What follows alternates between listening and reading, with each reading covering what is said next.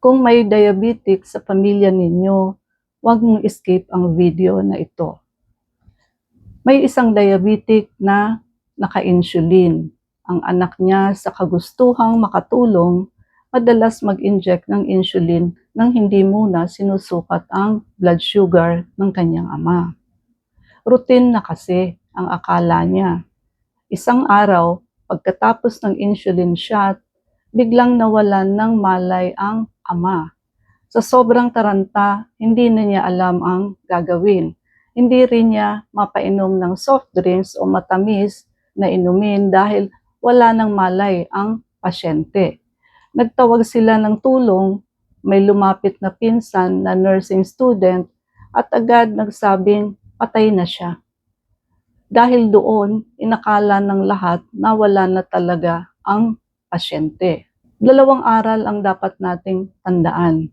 Una, huwag kailanman magbigay ng insulin nang hindi muna sinusukat ang blood sugar, maliban kung may malinaw na utos ang doktor para sa particular na sitwasyon.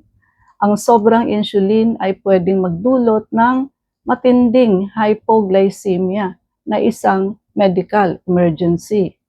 Pangalawa, huwag magdeklara ng kamatayan kung wala kang awtoridad at sapat na pagsusuri. Ang ganitong desisyon ay dapat gawin ng lisensyadong manggagamot alinsunod sa tamang proseso. Sa emergency, bawat segundo mahalaga.